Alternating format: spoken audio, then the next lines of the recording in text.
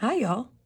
Welcome back to my channel, Books and Budgets, where I am trying very hard to be intentional with my money since the cost of living seems to be going up and up and up, but my paycheck is most definitely not.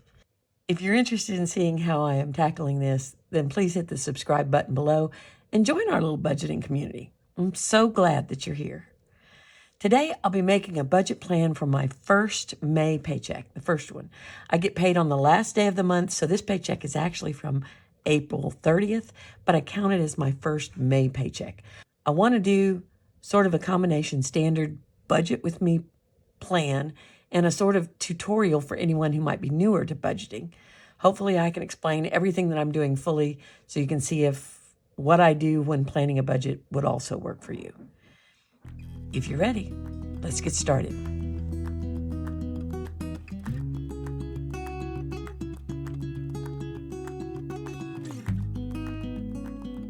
Okay, last month I showed you that I start off my monthly plan with this. It's a list I've made of my bills and fixed expenses, and I use that to fill out my budget planning sheet, my budget tracker.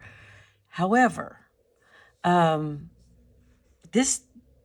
this sheet did not come together just like that. I didn't sit down and just make it out one day. I actually did what the Budget Mom has recommended in a lot of her videos, and I started with filling out a calendar. So I kind of want to show how that happened and how that informed this. So let me see if I can pull this in here. Here we go. Remove this. All right. So here's just a plain monthly calendar. It's from the Budget Mom. I will try to put a link to where this is, or at least to her resource library, her free resource library, which is where I got it.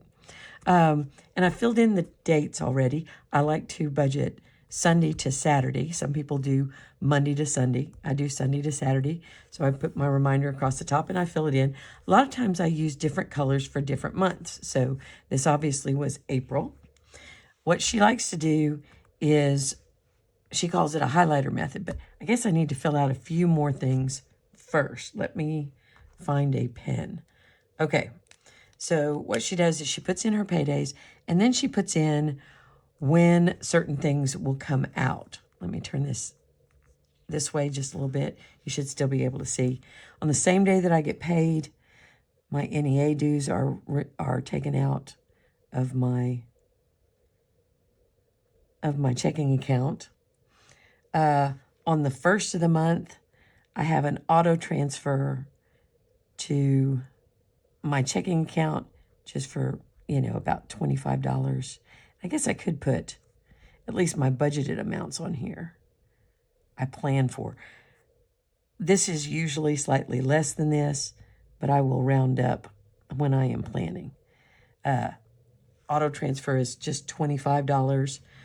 On the 3rd is my mortgage for $825. Okay, on the 8th, AT&T. This is for my internet, and it's about $135, $131 or $132 usually, but also I have my gym membership on the 8th for $50. On the 10th, I have my AC contract. And I budget $20 for that. And the 13th, let's see, Apple storage. That's less than $1, but I round up when I'm planning. So I budget $5. Let's see. Okay, I'm going to go ahead and, even though we are just covering this first part of the month, I'm going to go ahead and fill this out for the whole month. Again, on my payday, my NEA dues, twice a month, always. Also on the 15th, I have an auto transfer to savings for insurance. Oh, and I'm forgetting to put my amounts again. Here we go. This one is $150. All right. Sometime around the 15th, I transfer money to my son for our prescriptions, for our subscriptions, for our streaming subscriptions that we share. On the 18th or thereabouts, I pay YouTube TV, about $80.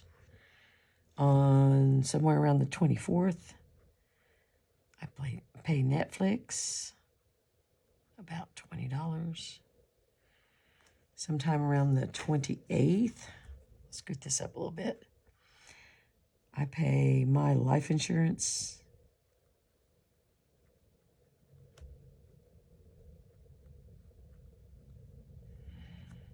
Let's see, that's 60.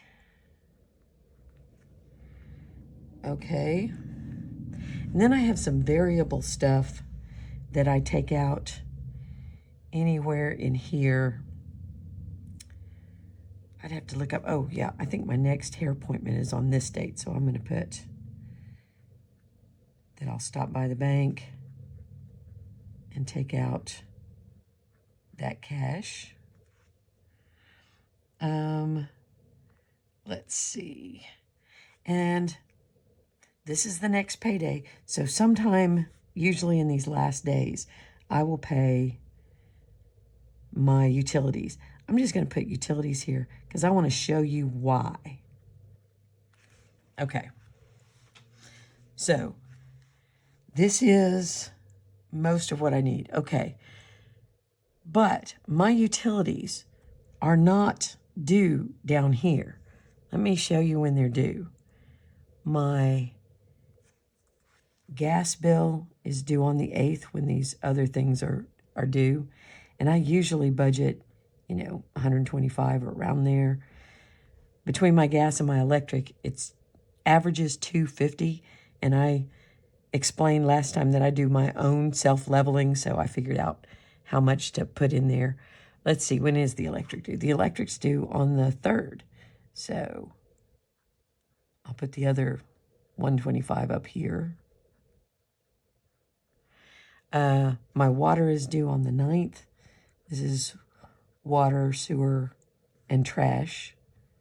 And I budget $50 for that. And then my T-Mobile bill is due right here. Now, this is all to say, or also to point out, that when these hit on a weekend or something like that, these dates can go backwards by a day or two or go forwards by a day or two. But generally, this is where they all hit. This is where they were due this month. And this is roughly where they hit. Well, if you notice, I just added $253. Where's the T-Mobile? $425. I added another $425 to the first half of my month that already has my mortgage and my internet. And I have to do groceries. So this doesn't work for me. And before I started budgeting, here, let me move this down a little bit again. Before I started budgeting, I kind of did this a little bit in my head. And I would pay my mortgage in the first half, and I would pay my utilities in the second half. Well, if you notice, they were due in the first half, which means I habitually paid late fees. All the time, I paid late fees. And that was one of the things I had to face when I started budgeting, was realizing that those $5 here or $7 there every month for at least 4 utilities, always adding up, I was losing a significant amount of money to late fees. And I wasn't able to change that immediately. But I started with maybe the smallest one, the water. And I started with on months when the electric and the gas were low, like in the spring and the fall. And I would pay double, or I'd pay ahead. So let me show you what the budget mom does, what she calls the highlighter method. What she likes to do is use a highlighter to indicate a payday. Now, there's a payday back here on April 15th that you didn't see. But I'm going to use this purple highlighter to go with the April, this right here. And I'm going to highlight the things that I paid with the April 15th check.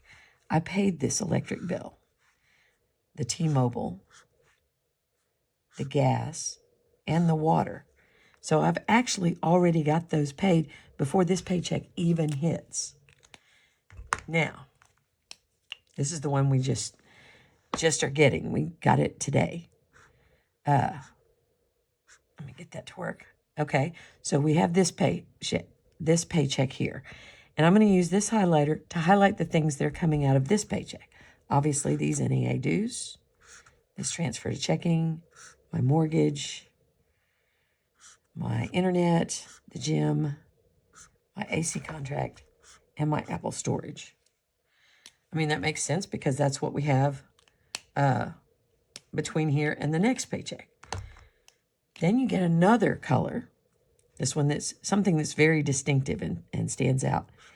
And you highlight your next paycheck and what's going to come out of it. My dues, my transfer to savings for insurance, my transfer to my son, YouTube TV, my hair appointment, my Netflix, my life insurance, and all these utilities that I paid up here for April. I'm going to pay those for June. Let's put that. June utilities. I'm going to pay right there. I also have, let's see, what else do I have? Okay, and this is where the calendar actually helps. First of all, you can see certain special celebrations. I've also got a family birthday that I'm not going to write down on here for privacy reasons. But Mother's Day, a lot of people need to either make plans. If you're not buying your mom a card or flowers or a gift, you might be traveling to see her or planning to buy her brunch or something. So a lot of times this will need to go into your budget in some way. So it's good to have it on there. I actually don't know if I have any Mother's Day plans. So I'll have to start thinking about that. But I may have to pull something from a sinking fund, for a gift sinking fund, to go towards that. I will have to pull from the gift sinking fund for the birthday. I also know that it was a week ago this Saturday, so April 27th, a week ago, that I last had my lawn mowed, which means it will fall somewhere from this Saturday to somewhere in here, usually, which would mean it would be a good idea for me to stop by before the end of the week, stop by the bank, go through the drive-thru, and get my $30 for lawn care. Well, if this is going to come then 2 weeks later, it's probably going to come again. So I'm going to put the lawn care in here. Now, I don't usually put it in pen because it'll depend. He might not come this weekend because we had a lot of very, very drenching rain over this week. We're talking gully washers here.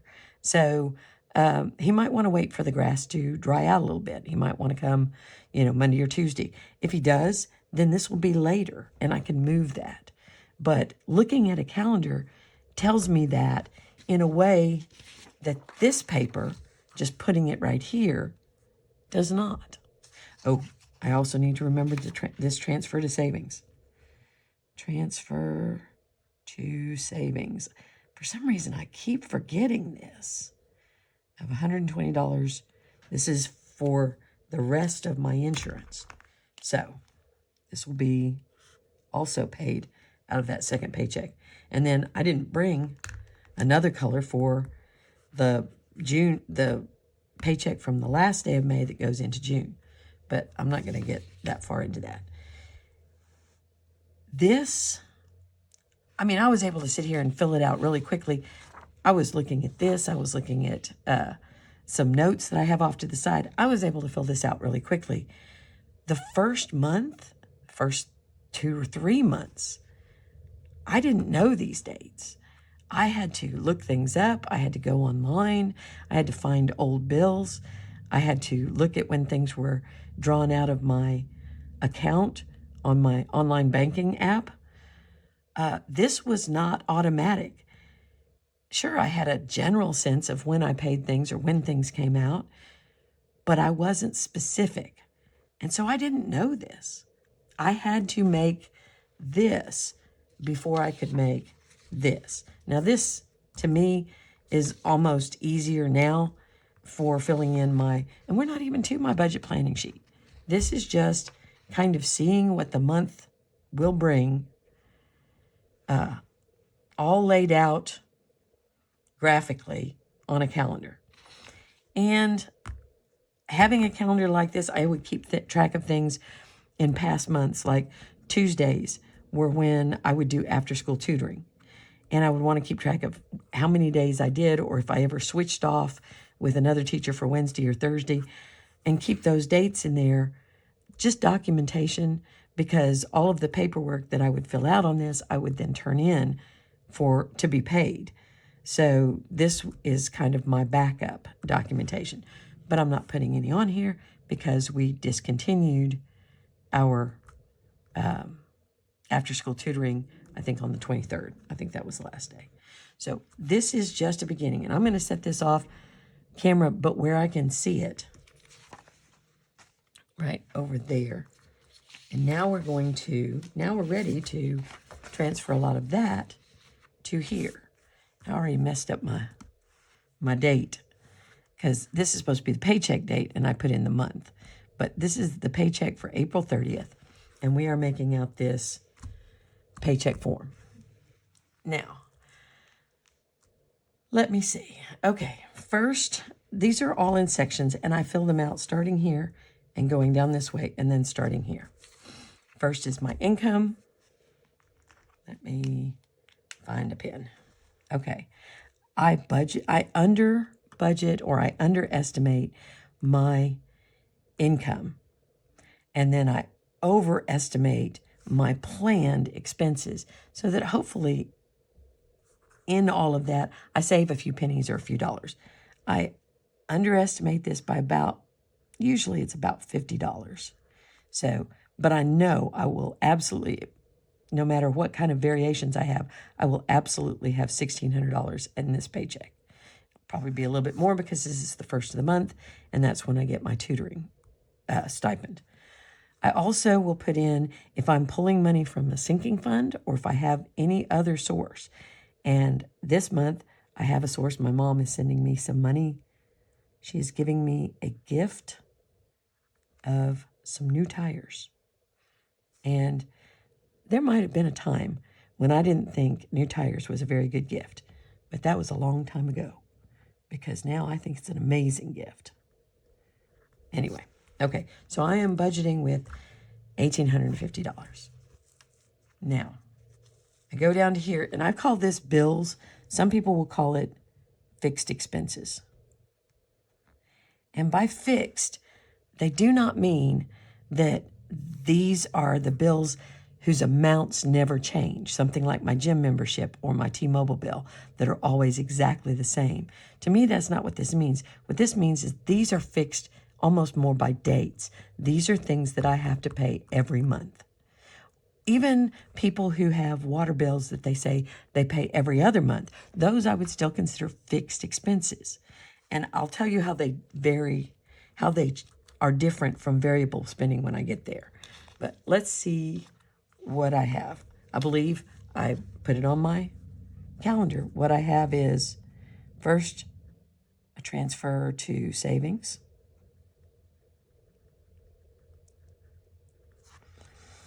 That will happen on, let's see, I'm about to put 5-1, and I budget for that exactly the amount that it is, which is $25. I also have my union dues. These will actually come out the day before. I generally do these in chronological order, but these will actually come out the day before. And I budget $35 for that. Okay, what have I got next? I've got my mortgage.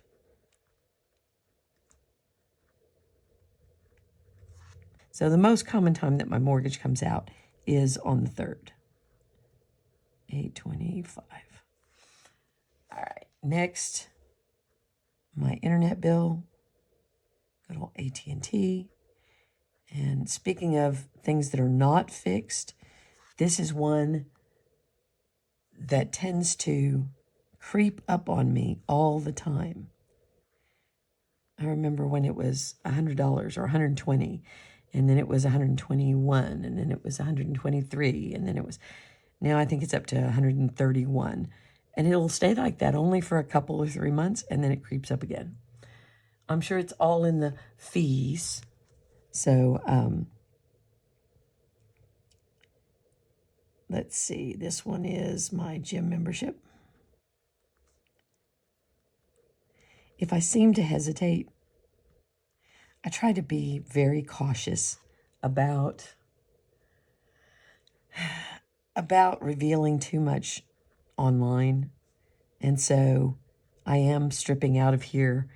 I'm trying to strip out of here any of the names of local utilities, my local gym, my local bank that has my mortgage. I'm kind of stripping those out so that I'm not basically painting a picture of where I am. This is my air conditioning contract. Comes out on the 10th or thereabouts for just under $20. My Apple storage.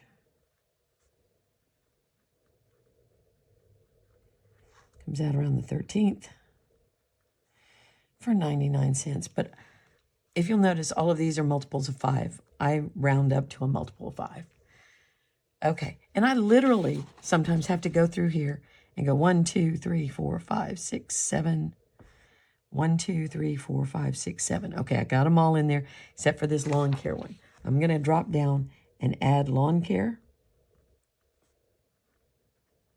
Even though it's not necessarily quite as fixed because it can move around. There are times he goes 3 weeks. So I don't know when this will come out, but I know how much it'll be. And I know that I've generally asked him to mow every 2 weeks.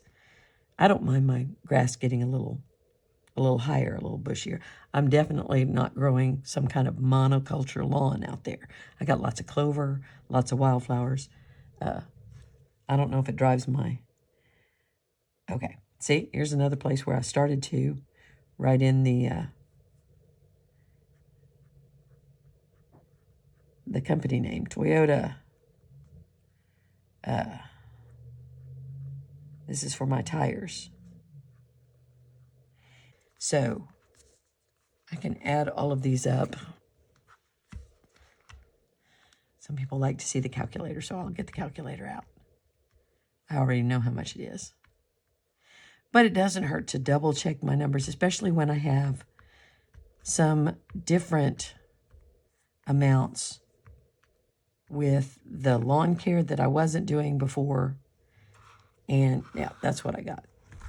Can you see that? $1,325.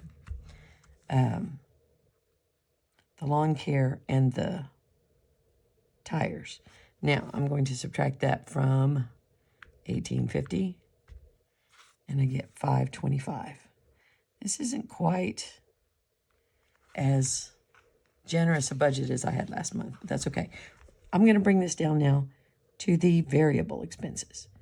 And what makes something variable? It says variable spending.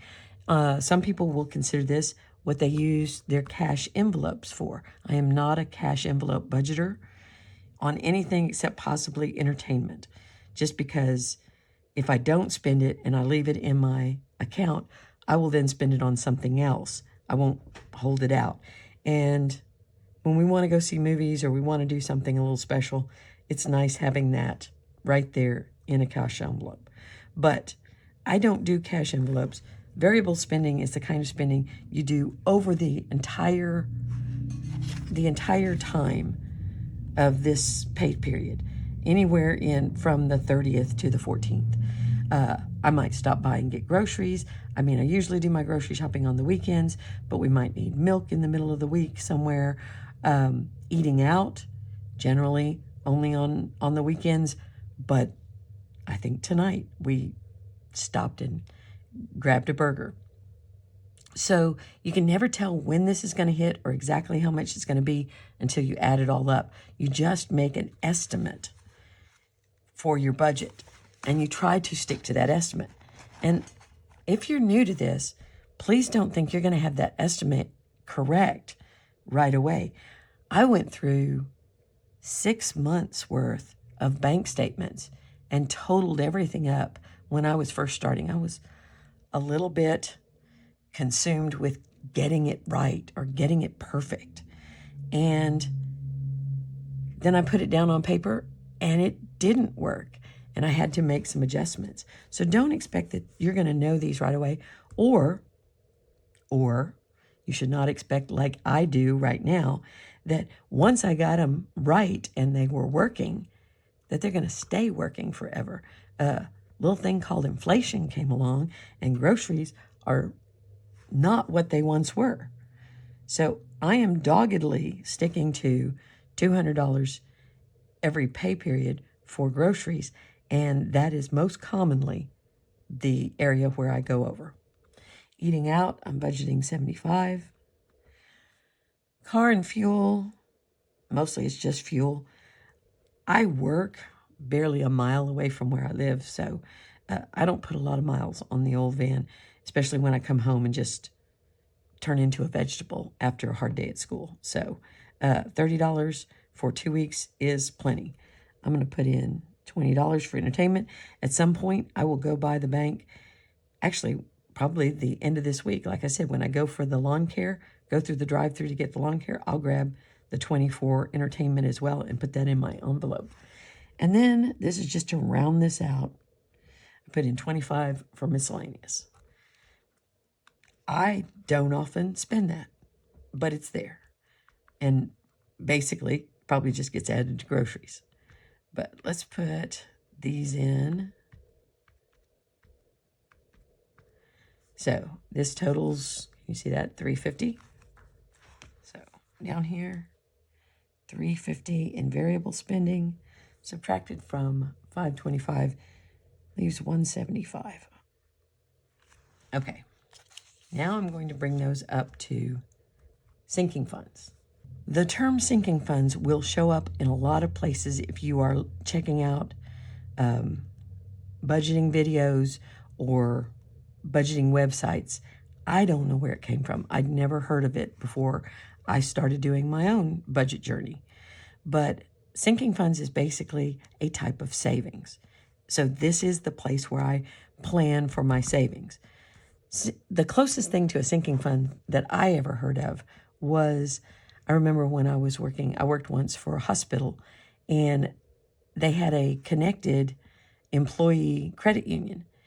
And they would run a Christmas account where in January you could sign up for this Christmas account, and it would take whatever amount you specified out of every one of your checks until it got to November, when it started, and it wouldn't allow you to withdraw anything until it got to November, and then it would start letting you make withdrawals to pay for gifts or groceries or travel, anything related to the holidays, to Thanksgiving and Christmas.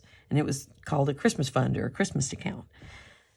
The idea that if you spread a big expense like the Christmas holidays over the entire year, made it much more manageable. That's the idea behind sinking funds. Sinking funds many times are supposed to be, or the way I've heard them described, they are supposed to be a plan for expenses that you know are coming in the future.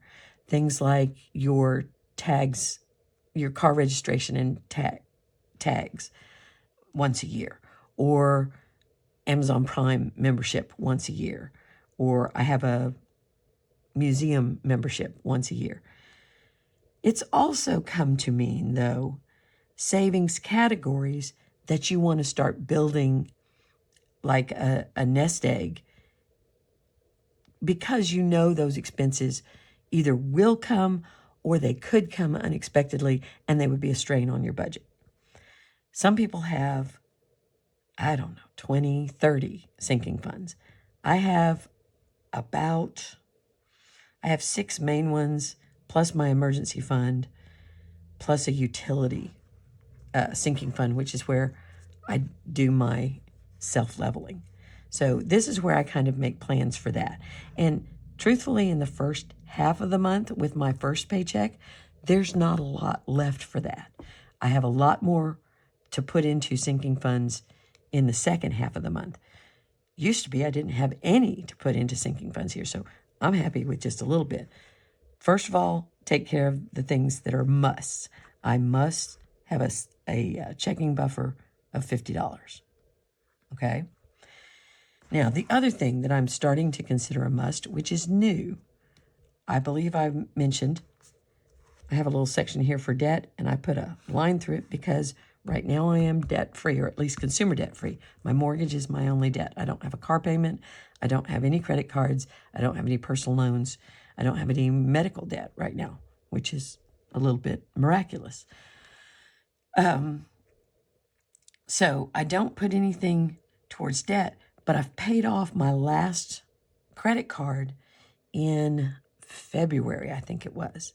And with the whole idea that Dave Ramsey uses with a debt snowball, how once you pay off something, you take that money that you were putting towards it and you put it towards your next debt. Well, I don't have a next debt, but I do have these sinking funds for possible future expenses that I feel I don't get to build fast enough. My emergency fund, I have a goal of building it to $5,000 because that's almost a minimum that I feel comfortable with. And I started my budgeting journey because I dipped way below that. I was below 2,000. And it just was very uncomfortable to me because I had been at one point at 10,000 or even 15,000. So the fact that it kept going down and down and down was uncomfortable. So I have a goal to have that up to 5,000.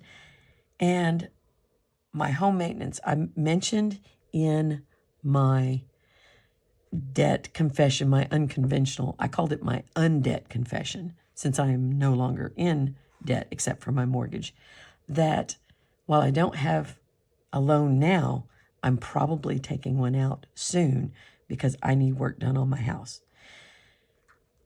And it's not just the things that I mentioned in there that I need done, and I will try to link that video so you can watch it if you like. It's not just the things I mentioned in there, which is painting my house, putting a new roof on, and having some necessary renovations done in a bathroom that may have a bad subfloor. So it's not just those things. I have things like I don't know exactly how old my water heater is, and that could go out. I'm always worried about my air conditioning or my heating, and I just don't have very much in there. So that became a priority. Those two became priorities. So I wanted to take that Discover payment, which I paid $75 a month, which was, towards the end especially, well over the minimum.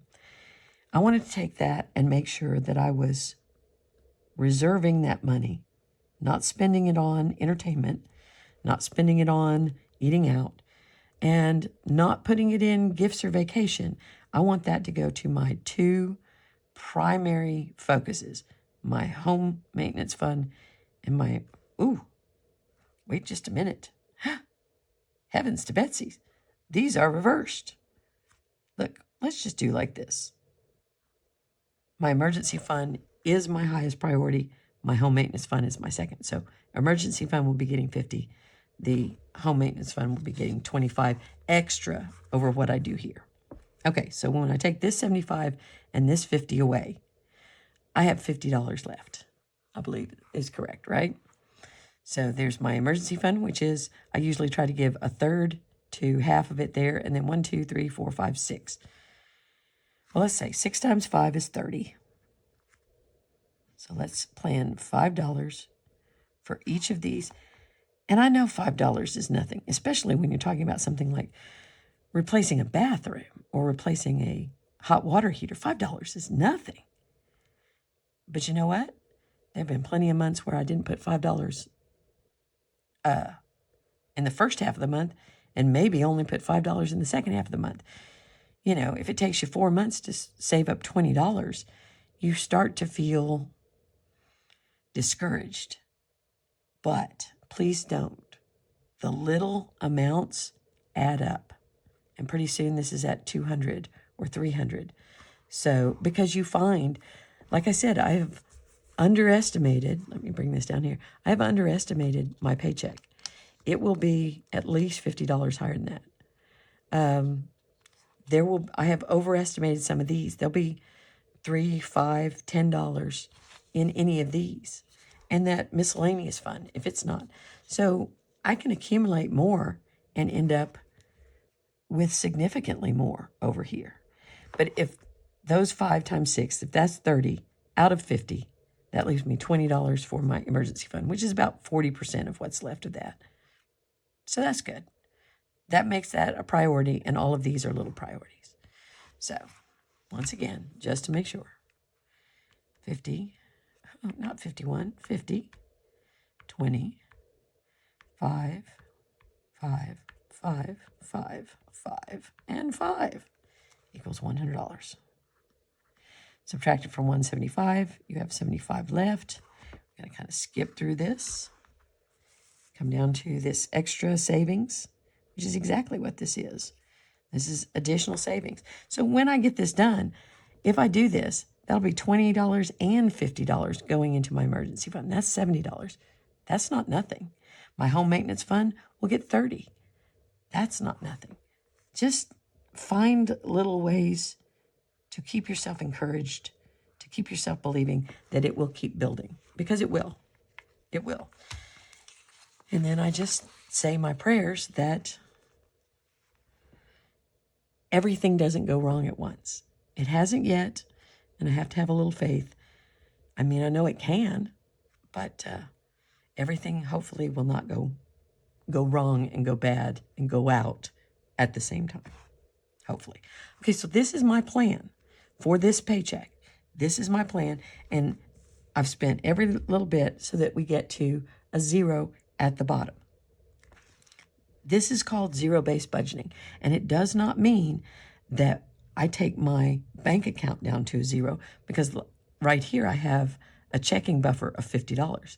That should be in there at all times. I'm just leaving it in there. And these have to be transferred manually, so sometimes I leave them in there for a little while before I transfer them over to my savings account. It's not that I spend every nickel that I have. It's that I make a plan for every single dollar that I have. Because if I'm not making an intentional decision on how I'm going to spend this, then it gets spent in the impulse of the moment. So I need to give every one of these dollars a job. This one is going to help fix my car, and these are going to pay my mortgage. Then I know what I do have some leeway to spend. Before I go, like I said, I have something that is very exciting for me, at least. Let me put this aside over here. I finished a book. I did. Now, it didn't hurt that I did this for book club, and it was a book that it was my turn to recommend a book, and so this was one that I recommended, and I had to lead the discussion. All of these were certainly motivating for me, but I also really enjoyed it. I really feel like I'm bad at giving star ratings or whatever, and I'm thinking about doing a separate review video, maybe something short. But if I had to give it stars out of 5, I would give it 4 stars, because this is a cracking good read. It was fun. It was fairly fast-paced. It would grab you at times, and you wouldn't want to put it down. It's called Listen for the Lie by Amy Tintera. I found out this is her first adult novel. She has done some young adult series, okay? A couple of things that I like, because I don't want to do a whole review here, but the narrator is kind of dry and sarcastic. You know, it's a first-person narration, and she is explaining things. She's even really irreverent about some very serious topics sometimes, and I would almost want to laugh out loud. I would read it. A couple of times I was reading it when I had students doing silent reading for 10 minutes a day, and I had to almost cover my mouth not to laugh out loud. So, like I said, I would like to do a separate video, but just let me say I recommend this book, and I will put the title and the author and maybe a link to the Amazon page in the comments. Okay, well, that is all for tonight. I'm going to find my tranquil little seashells. Okay. I am just barely getting this film before May 1st, and whether I get it posted by the 1st will depend on my editing. But I really am glad that you joined me. If this sort of video is helpful to you, please hit the like, consider hitting that subscribe button below, or leave me a comment telling me how you plan for your paycheck. Do you have a payday routine? Some people have a payday or a pre-payday routine. Or are you a complete beginner? I should be posting a wrap-up of my monthly budget for April this weekend. So please hit the little bell if you want to be notified when that goes online. And until then, I hope you have a wonderful end to your week and find some time to get outside in this beautiful spring weather, if it's not raining, and read. All right? See ya.